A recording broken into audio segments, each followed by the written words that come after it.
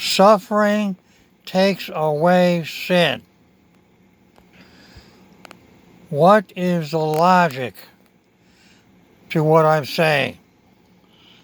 What is the logic behind the statement that suffering pays for sin? Well, let's think about what sin is.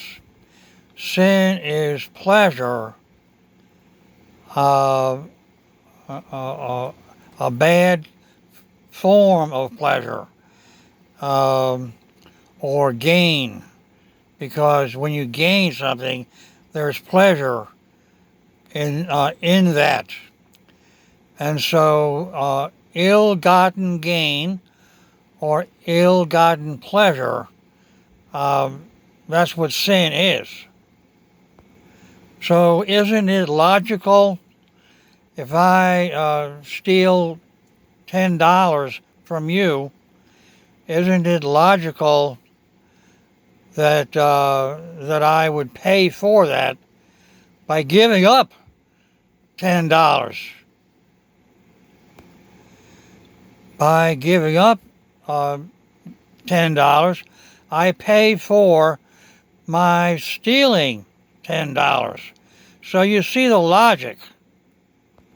But to be realistic, I can't just pay back the pleasure that I have experienced. I have to pay in multiples of that pleasure. There are passages in the Bible where it says, pay back double or pay back 4 times what you stole. Regardless of how many times, twice or 4 times or whatever, still the idea is pain pays for sin, or loss pays for sin. Now at sharing time at church, I stood up once and spoke about this, and a woman stood up and refuted what I said, and something about Christ can take away sin, but suffering does not take away sin. That's what she said. My reply was to the effect that Christ can pay for sin if we, commit, or if that's part of our accepting Him, serving Him. But if we don't serve Him, then we have to pay for sin.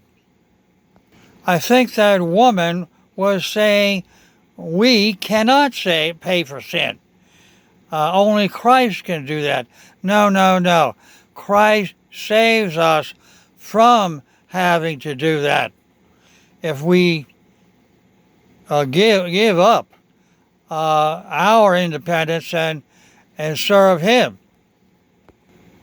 Anyway, the context of this video is America getting bombed in nuclear war, Russian attack. And so my point is that destruction, that tremendous loss of wealth and life will pay for sin. And not necessarily all our sin. The Apostle Peter said something about if we suffer in the body, we are done with sin. Or that if we're willing to suffer in the body, or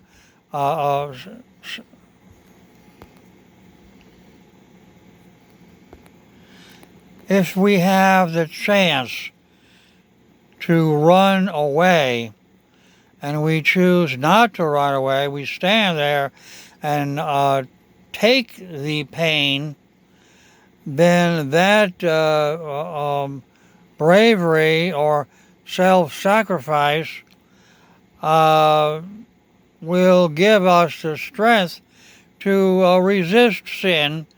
And I think that's what it's saying, that we can develop character through suffering. And I think that's quite biblical. Paul talks along that line. And I'm just doing this, making this video without looking up in my concordance. So I cannot give you the Bible passages right now.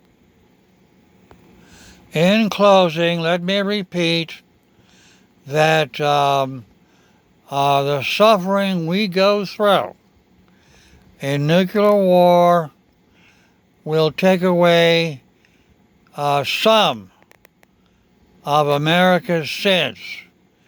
We have such a stockpile of sin in terms of over 50 million abortions and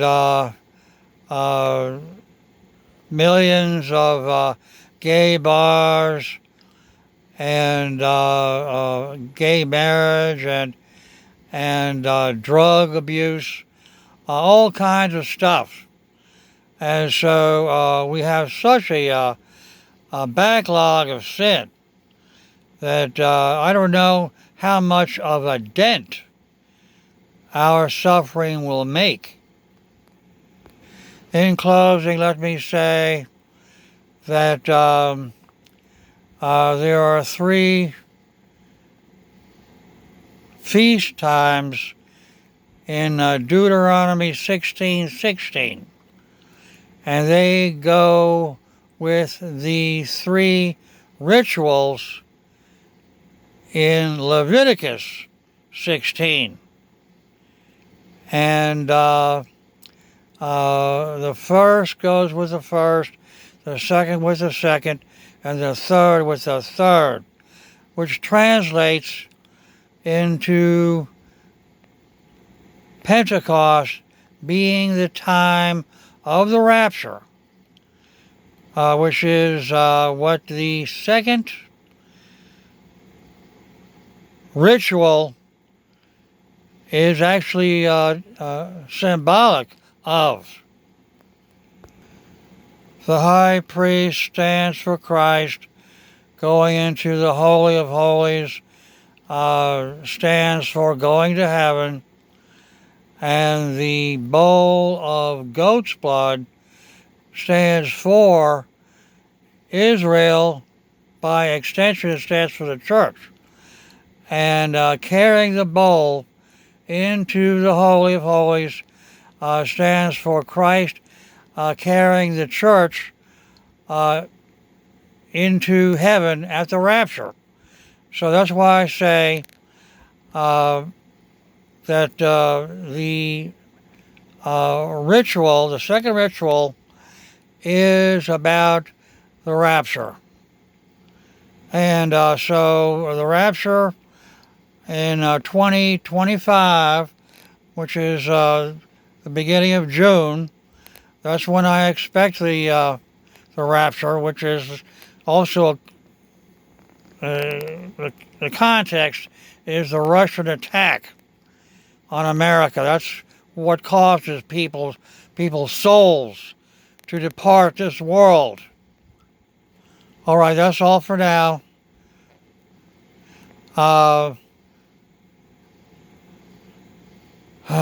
Revelation 9, verse 5 does say the tribulation will last 5 months, a very short trip.